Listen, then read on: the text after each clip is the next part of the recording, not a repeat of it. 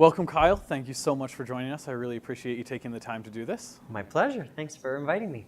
I'm really excited to do this interview. So for the 5 people in the city who don't know who you are, Kyle Shewfelt owns a gymnastics gym in the South End. He's been in 3 Olympics, and you won a gold medal in one of them as well, correct? That's correct. Bio check. You got it. Yeah.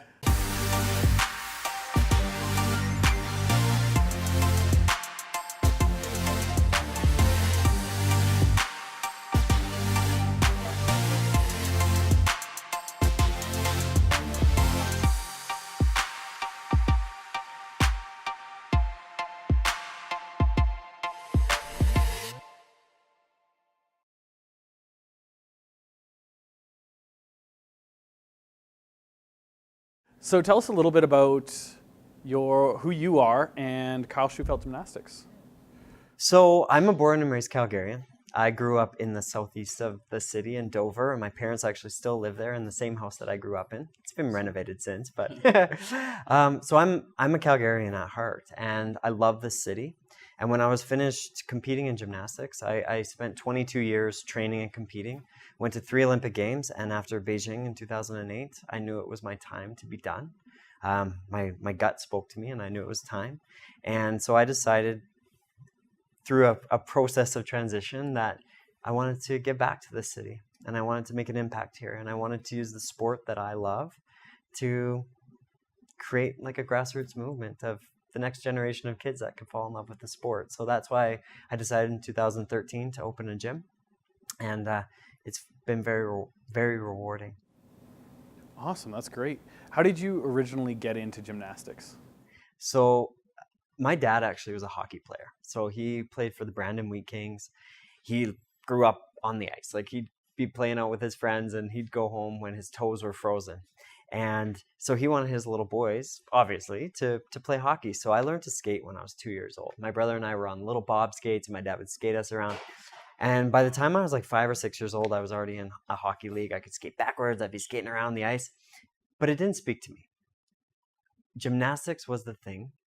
And my parents didn't know what it was. They didn't put me into gymnastics. I just started doing cartwheels and handstands everywhere I could. My brother taught me how to do a cartwheel in our backyard, and I would take over the living room and the kitchen. And I always joke that once I almost cartwheeled my mom into the stove. So we had a neighbor who actually did gymnastics at the Altador Gymnastics Club. Okay. And so my mom opened up the phone book and she saw Altador there, like the first one with the A. Mm-hmm. And so she decided I needed to channel this energy that I had.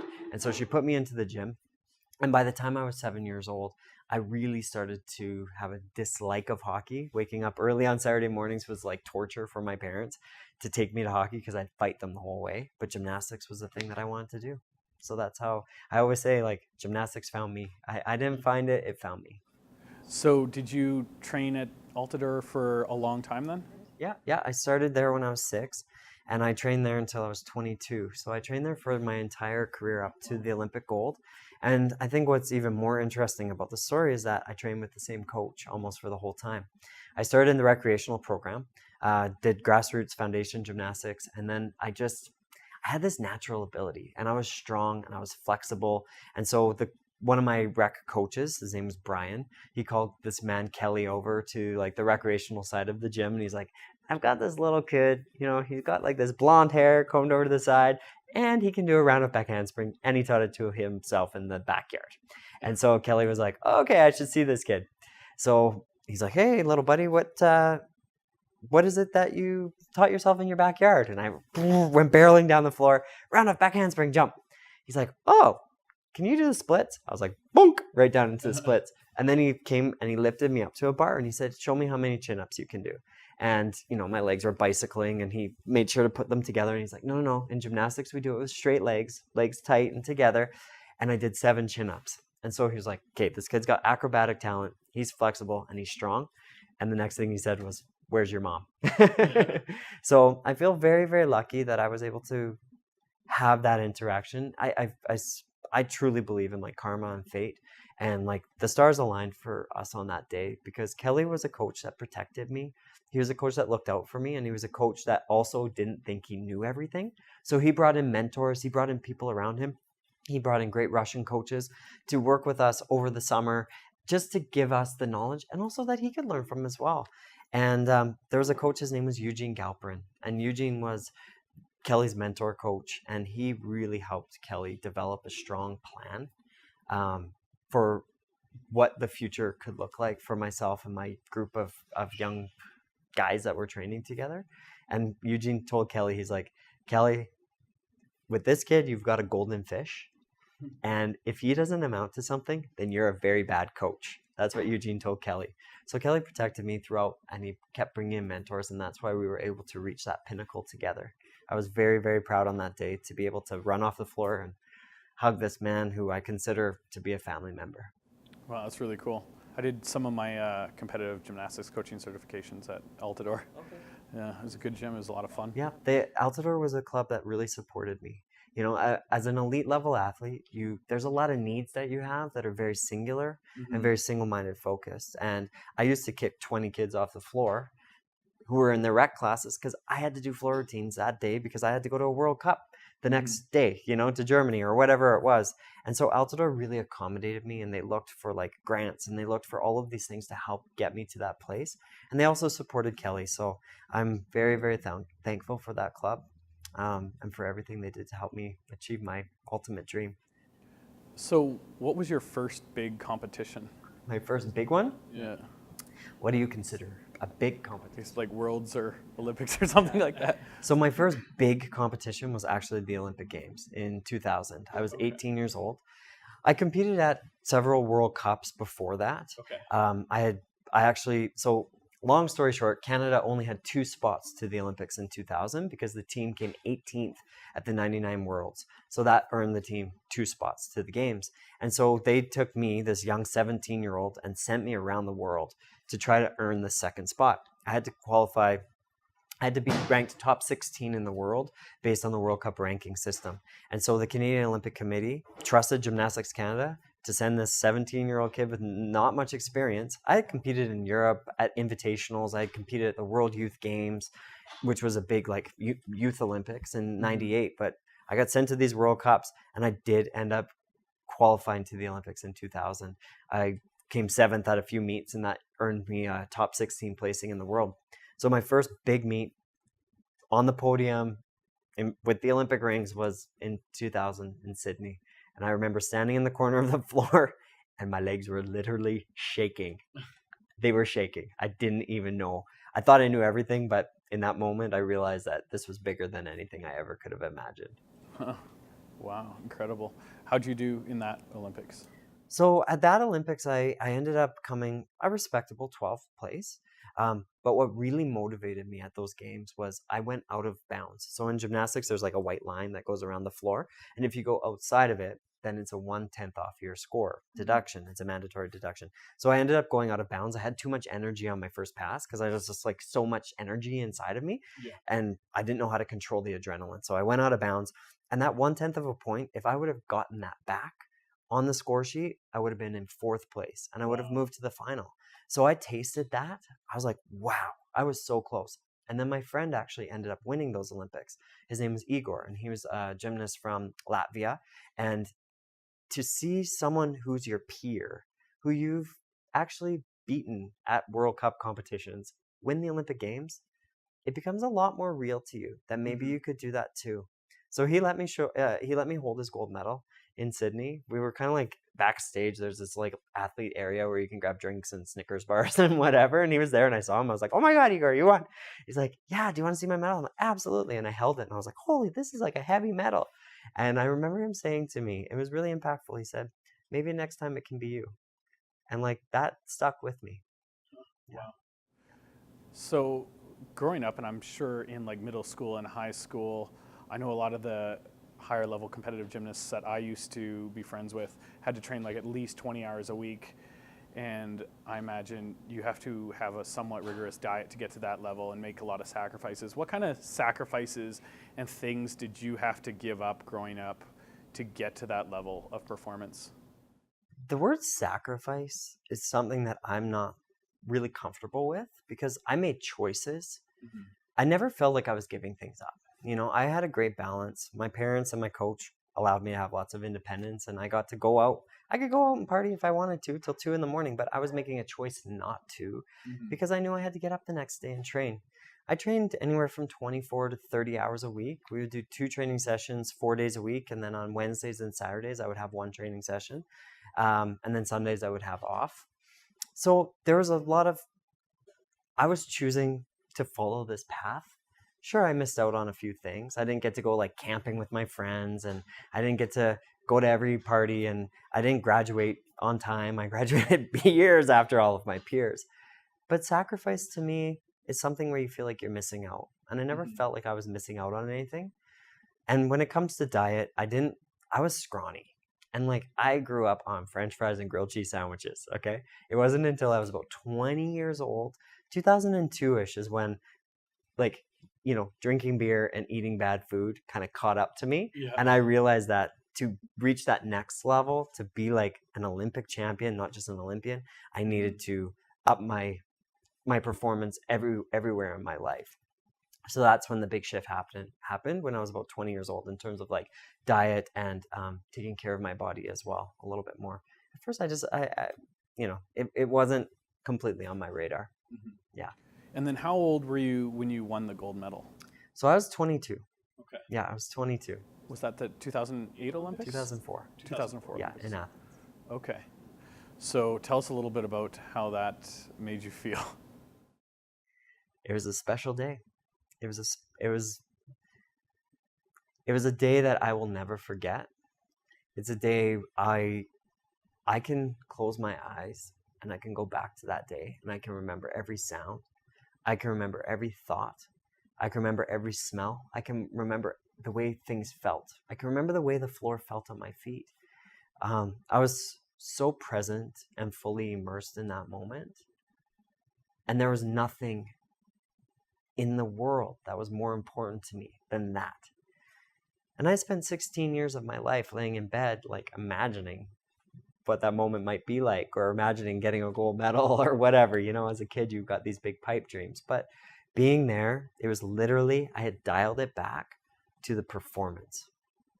It was no longer about the outcome. It wasn't about the medal. The medal wasn't, I didn't even think about it. It was like the routine that was going to get me there, give me a chance. And that took a lot of work and a lot of time working with my coach and with my sports psychologist, because there was a lot of pressure, a lot of expectation. Canada had never won a medal in gymnastics at the Olympics before, so I had that pressure on me. And as the games progressed, there was no Canadian that had won a gold. So you can kind of feel that buzz and that rumbling. So there was a lot of pressure. And the way that we dealt with it was like, okay, you know what? I deserve to be here. I was ranked 3rd in the world at that time. I had come 3rd at the World Championships and won like a bucket load of World Cups. So I knew I had the goods, but it wasn't about the outcome. I couldn't see that light at the end of the tunnel. All I had to think about was the routine. Literally the way that I was going to step onto the floor, the way my arms were going to execute before I began my first tumbling pass, the way each rhythm felt during each skill, each landing. And I was talking myself through it as if I was almost floating above myself, to be honest. It's like I had done it so many times in my mind and I had thought about it so many times that when it was actually happening, I was having this crazy out-of-body thing going on. It was a total zone performance. And I know that because I had 3 of them in my career. One when I was very young, one at the Olympic Games in 2004. And it was a magical day. It was a magical day. And what I remember most about it actually was running off the floor and like giving my coach this big hug. And what I remember about that was that feeling of joy. You know, I didn't know the result. We didn't know the result. We didn't know the placement. I didn't know if I was getting a gold medal. I could have ended up in 5th place because the result hadn't been posted yet. The score hadn't come up. But I like remember that feeling of just, I did it. Like I nailed the best routine of my life in this moment that it mattered the most. You can't buy that feeling. That's just a feeling that you get inside. And that's a magical feeling that I try to aim for that a lot in my life now because it's so pure, you know, it's so pure. Yeah. And then of course the score came up and I was in 1st and I was like, holy shit, I won the Olympics. That's crazy. That's awesome. And then what was, your biggest struggle in your athletic career? The most obvious struggle was when I broke my legs in 2007. That was really intense. I landed with 2 straight legs on a tumbling pass. I was in Germany. Both my legs hyperextended and my knees blew out the back, and I broke both of my tibias, tore some ligaments in my left knee, bone chips. It was messy. So that was a big struggle coming back from that. Yeah, because you competed in the Olympics again a year later, didn't you? I did, yeah. So I broke my legs in August, the end of August of 2007, and then in August of 2008, it was 11 months later, basically, that I did compete in my 3rd Olympic Games. But there was a lot of learning, and there was a lot of growth of me as a person and as an athlete coming back from that injury. I really learned about appreciation and of gratitude. I imagine you would have been, for some of that, would have been in a dark place, eh? I went to a darker place when I was finished sport, to be honest, because when I finished sport, to me, it was like a light switch went off in the room, and it was like done. You know, in those scary movies, like all of a sudden the person's like talking into the camera with the flashlight, and whoop, and it's done. And you're like, what happened? Yeah. That's what it felt like when I was done sport. Huh. But when I broke my legs, I had this there was this vision of where I needed to be, and the vision was so clear. I needed to get back to the Olympic Games. I couldn't have it end this way.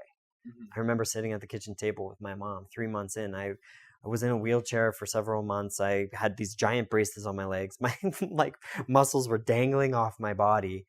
And I was sitting there, I was just tired. And my mom's like, why are you doing this? And I said, because it can't end this way. This can't be the end of the story. So I had this pretty clear vision of where I needed to be. It was very empowering, actually, to be having that sense of importance in a goal, a pull. There was a pull and a purpose. Mm-hmm. And that's where I'm always at my best in life, is when I have a reason and I've got a clear vision of what it looks like. Man, I will go after it. That's my strength. That's my superpower. But when I don't know where to look or where to go, I'm like, what do I do? I free fall, and it's bad. Yeah. What did the recovery look like, and did you get back to the level you left off at? I was better then. Really? I was better in Beijing than I was in Athens. Wow. Athens, I was more full package. My mental state, my emotional state, and my physical state were at peak. I was at my absolute peak performance in that moment. But in Beijing, I did more. Athletically, my routine consisted of a higher level of difficulty. I was doing 6 tumbling passes, so my endurance was much stronger. I was executing more acrobatic elements in the time limit and the time frame. I didn't get the same result. And so this is where the struggle is, right? I didn't get the same result there in Beijing. I ended up 11th on floor, and I was 9th on the vault. And I didn't move forward to the finals, and I was done after the very first day. And that was really tough to deal with. But I had to come to terms with the fact that success comes in many different shapes and sizes. Mm-hmm. Success isn't just making finals at the Olympic Games. It's not just winning gold medals, you know? It's not just being the top business or whatever that is. Success is it's an inner feeling that you get. And that's where I circle back to the 2004 Olympics. I felt successful, and I didn't know the result. Mm-hmm. And so I had to search back to myself in 2008. I felt a bit like a failure. But I was like, wait, no. I came back from 2 broken legs. I performed the most difficult routine of my life. I overcame a huge obstacle to be here. That's success. And if that isn't, then I don't know what success is. So internally, I felt it. I felt that feeling of self-satisfaction, you know? And you can't tell me if I'm successful, and I can't tell you if you are. Only you know, and only you can feel it. And that's the thing that's my guide. That has been my guide through my life, I've come to realize.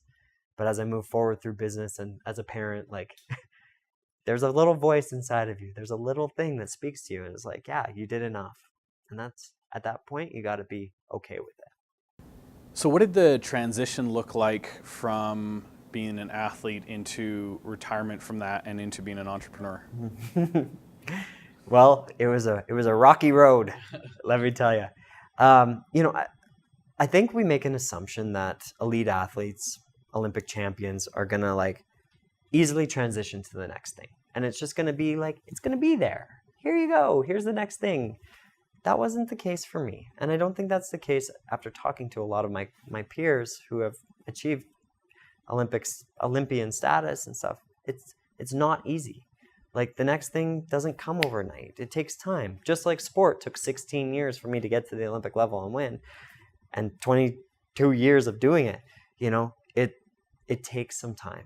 And after Beijing, when I was done competing, I just knew that it was done for me. And I feel very lucky that I was able to decide that on my own terms.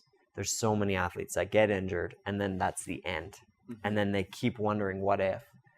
But I was able to say, I have no regrets. I've done everything I wanted to do. And this is the end. And I don't know how I knew. I just knew.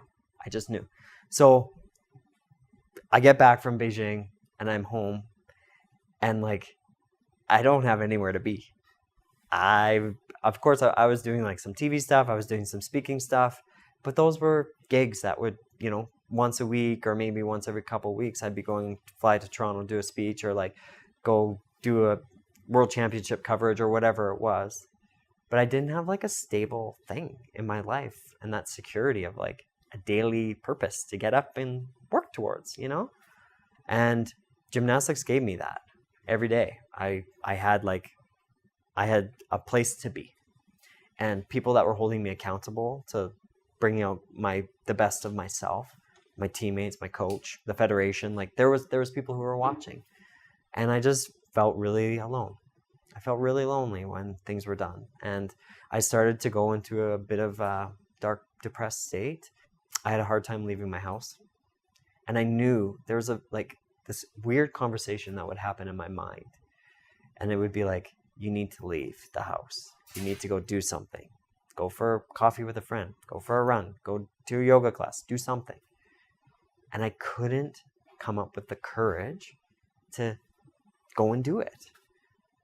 And I can't describe it any more than that. I knew what I should have been doing, but I couldn't do it. It was I was trapped.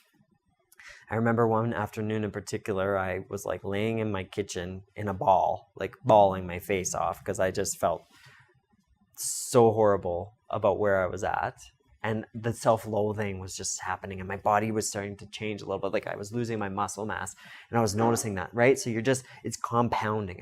And then no one's phoning you. No emails are coming through. You're ah! And I had to go do a speech that night. I had to go do a keynote speech. And here I am laying in my living room, right? Or in my kitchen, not knowing how I'm going to be able to do this talk. And finally, I figured out, I got to have a shower. I got to get ready. I got to go. I left. I got there. I did my speech. It was great. Had fun, blah, blah, blah. Get home. And I'm I'm such a fake. I'm out there telling people to do this and to, not follow their dreams. That's a pretty cheesy speech topic, but I'm talking to people about leadership and about being a self-starter and that kind of stuff, right? And I'm not even able to do any of that. So that was my dark, dark period. And I tried on a lot of things. I did my yoga teacher training. I did my life coach / executive coach training. I started my real estate license. I was doing some TV stuff. I auditioned for tons of morning shows. I was trying to put myself out there, but there was no traction. It wasn't moving forward for me or how I felt. I just didn't have that daily purpose, that daily thing that kept me going. So that was my transition and my struggle. I was doing a gymnastics festival. There's just so many things that I was doing, but I never felt like I was doing anything good. Does that make sense? Mm-hmm.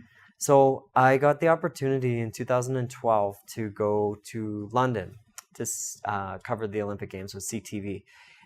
So I was their expert commentator on gymnastics and trampoline. And during the prep phase for that, I was doing all my research and I was oh yeah, this feels good. So I created a schedule for myself. So I do 4 to 8 hours of research a day, just being in there, learning about everything, about every piece of, every country, every athlete, their best pieces of equipment, right?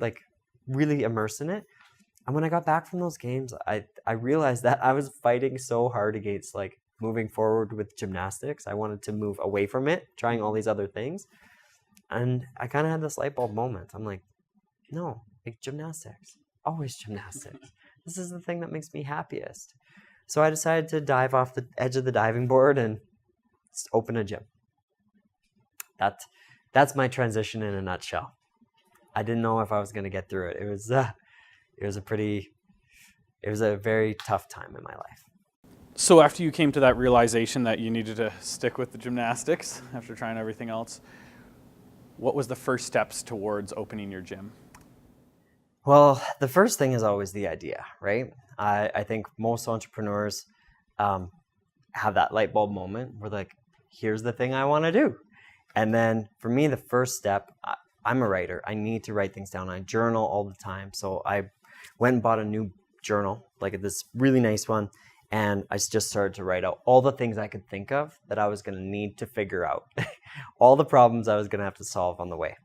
And I look back, I still have it, and I look back at it and I'm like, oh, that was just super high level, man. I didn't even know all the trenches that I would get into when I started to open the gym. And the second thing, well, I think, okay, so the first thing was the idea. The second thing was the commitment. One thing I've come to realize about entrepreneurship is that when you make the decision to dive into it and there is no turning back, and it's like I use the metaphor of standing on the edge of a diving board. And when you dive into that water, you accept the temperature no matter what it is, right? Or if there's concrete there, you're diving in and you're going for it. Because if you just stick your toe in, you're never, ever gonna get there. You gotta fully immerse yourself in it. It's gotta be full on. You can't just dabble. And so I fully immersed myself in it. I made it my big project. I said no to all of the other things that were going on, and I just fully immersed myself in it. And then the third thing was I armed myself with a strong team. So the first phone call I made was to Crystal, who is our program director at the gym to this day, and who I hope will be forever, forever in its existence. Crystal's been a friend of mine since we were like 15 years old. And she's someone who I really trust and someone who I know is very good at what she does, and she's great with people. And so I phoned her up and I said, hey, Crystal, I'm opening a gym. I want you to be my program director. Are you in? And it was silent for a second. And she was like, hells yes, I'm in. And I was like, yes.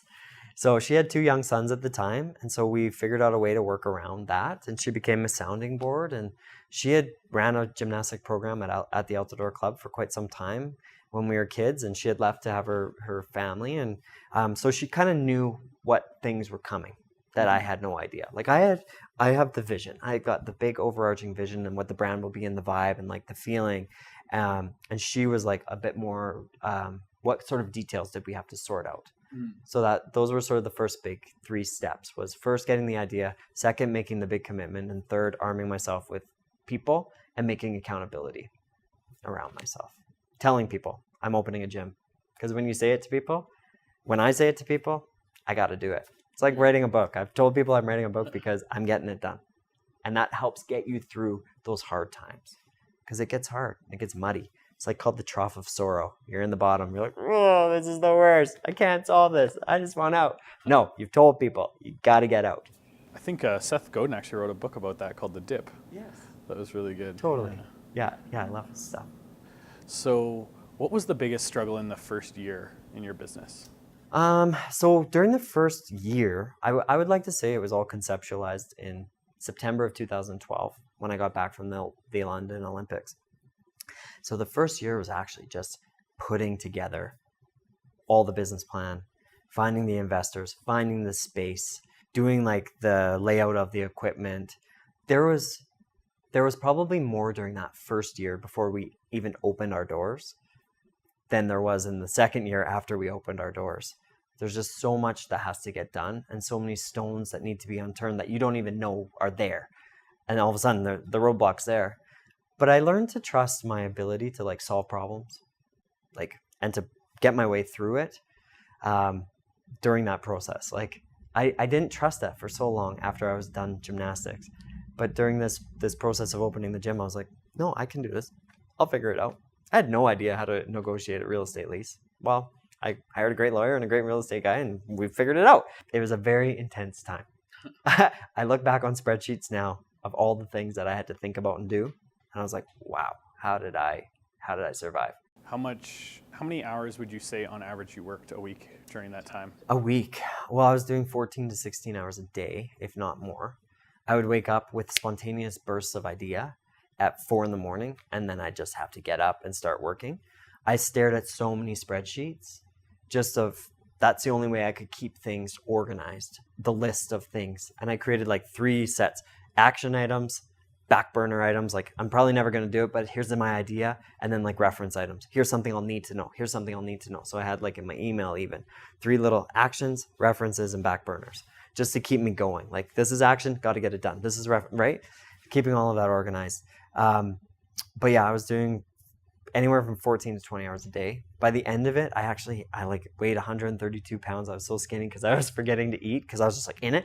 And I had this black dot in my eye from staring at the computer. I was like, but I loved it, man. I loved it. And it didn't feel like work. I was chasing it down. And I loved the iteration and how it grew and how it changed. And I loved the fast pace of it. When you're in it, you hate it. But when you look back on it, you're like, man, that was so cool. That was me at my best. Like I was so hypersensitive. I was ready for anything that you threw at me.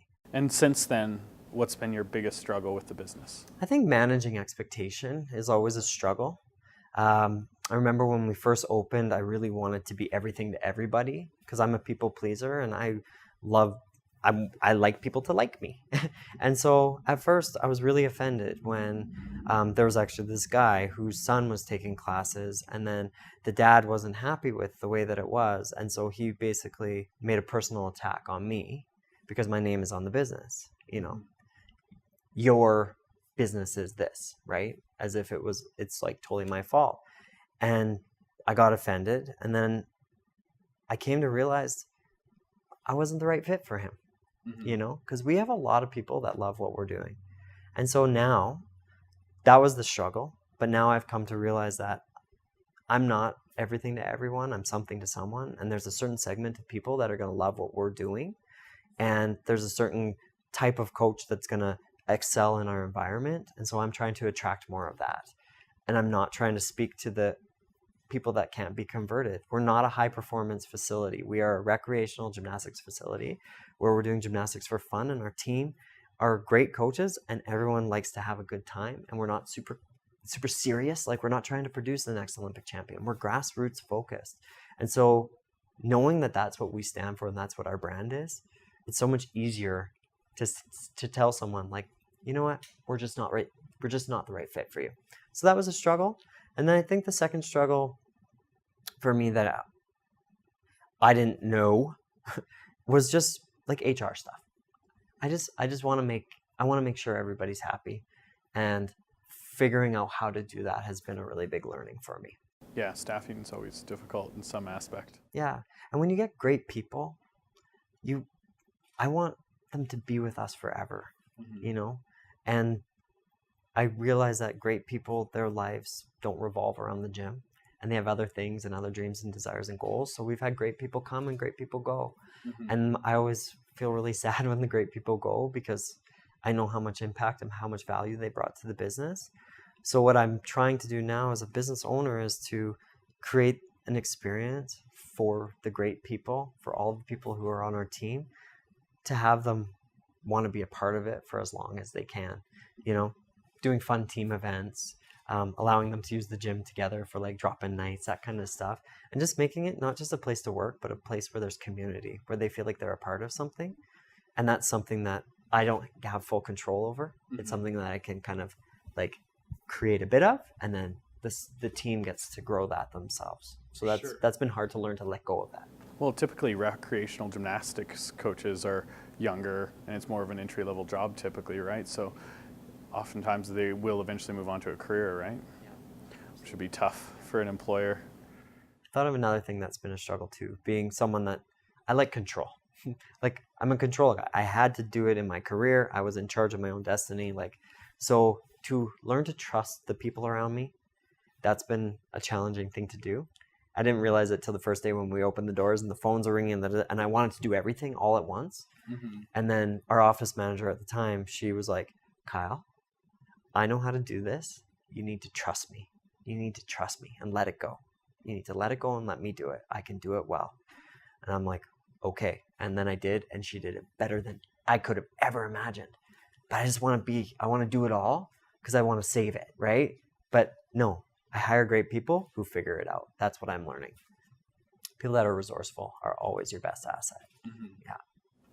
Yeah, one of the last guys I interviewed, he said that when he's hiring, the one thing that he looks for is people that have learned a skill in the past, even if it's like skateboarding, or taught themselves something, because he then says that they can learn skills on their own and they'll be more independent and more likely to be successful working for him. So that was something interesting that kind of stuck with me. Some of the people that have been easiest to transition into roles at the facility have been people who have worked at Starbucks. Oh, yeah? Yep. Because there you have to do so many roles. You got to do cash. You got to like work on making the drinks. You got to have customer service. You got to be cleaning.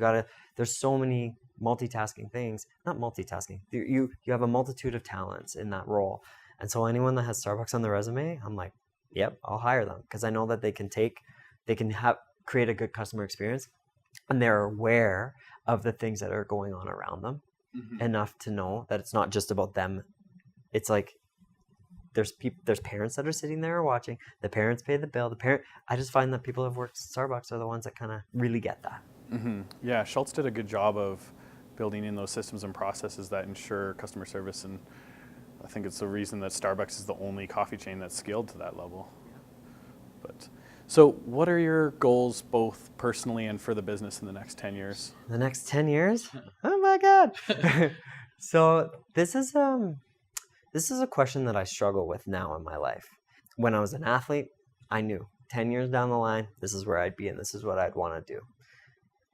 Right now, in 10 years, I envision myself still having the gym. We've found a good groove. I like the groove that we're in. I feel that's been my biggest proud moment as a business owner, is that I don't have to be there. I like to be there and I choose to be there, but I don't have to be there. I can do a lot of the things I need to do from away. I can go into like our online registration and do all of that from home. So I don't have to be there, which is a very nice feeling, like, because then I can create other projects and other things. I have a daughter who's 3 years old now. And so in 10 years, she's going to be 13. And I want to be highly involved in her life. My parents set such a beautiful example for me as of what a parent should do in terms of volunteerism.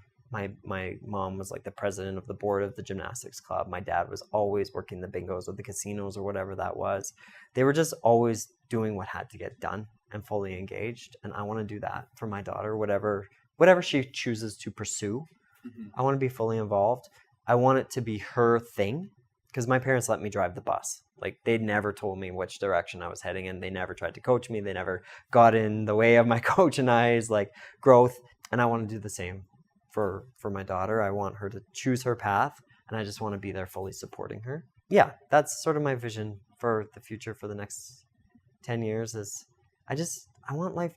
I don't want my life to be complicated. I don't want to be running in 1,000 directions.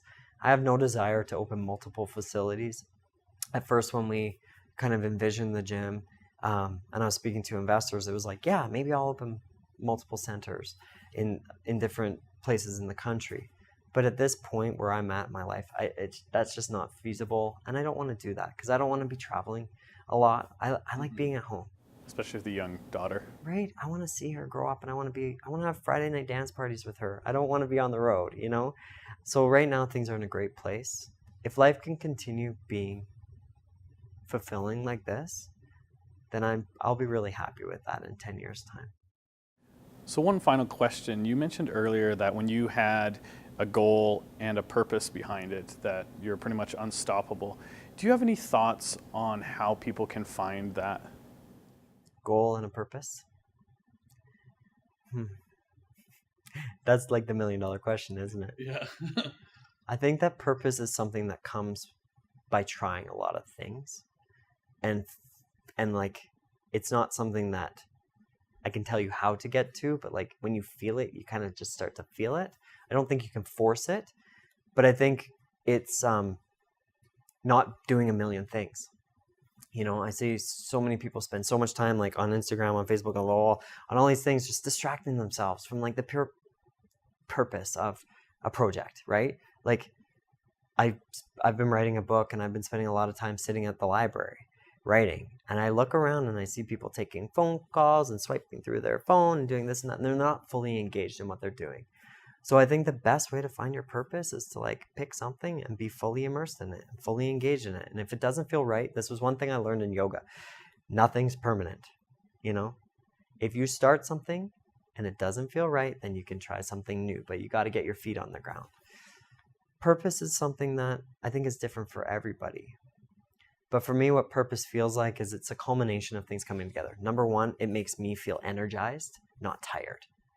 And like, you know how sometimes you meet with people or you have a conversation or you go for a walk or a coffee or whatever, and it's just draining. It like takes so much of your energy and you're like, oh, that made me tired. Those are signs that that's not your purpose. That's not the right thing. That person's not the right fit for your project or for your company or for whatever it is. Purpose to me is something that energizes you. It's like you can work 20 hours a day because it's something you're like thinking about all the time and it's running through your brain and it's important and you feel a reason to do it. It feels purposeful. It also feels fulfilling. For me, the most fulfilling part about the gym is that it makes an impact in the community. Whenever, yeah, it's a grind sometimes. And some days I'm there and I'm like, wow, I don't want to be doing what I'm doing right now. But then I look around and I'm like, you know what? This is making an impact. This is affecting young people in a really positive way. Our team is cool. Everyone gets along. This is good vibes, man. And so that makes me feel fulfilled. And so I think purpose and fulfillment kind of like intertwine like a lava lamp, you know? Those are the feelings I think a person should look for, is when you're energized by something and when it makes you feel like good. It just makes you feel good. Like the KonMari, right? It makes you feel, it gives you a spark. It sparks that energy and that joy inside of you. That to me is what purpose is. Well, thank you so much for your time. I really appreciate you taking the time to do this interview, and it was an amazing story. I'm really glad I got to hear it. Well, thanks for listening, and thanks for having me a part of the project. Yeah, my pleasure. Cheers. Our first sponsor is Syndication, which is a video production company that I started. We do video production and online marketing for businesses of all sizes, ranging from solopreneurs to Fortune 500 companies. Our second sponsor is Gravity Cafe. They've been gracious enough to give us their space. The coffee's awesome. They have live music 3 nights a week. The beer's great. It's an awesome place to come hang out. Another sponsor of the Ambition Project is Business Link. Business Link is Alberta's entrepreneurial hub. They are a nonprofit organization that helps people navigate the steps towards starting their own businesses. Just because you're in business for yourself doesn't mean you're in business by yourself. Business Link's team of in-house startup experts are there to support you all along the way. Our next sponsor is the Better Business Bureau. Your BBB helps businesses build visibility, credibility, savings, leads, and community through BBB accreditation while funding free marketplace services with more than 1 million instances of service to consumers every year. Visit bbb.org/Calgary to learn more today.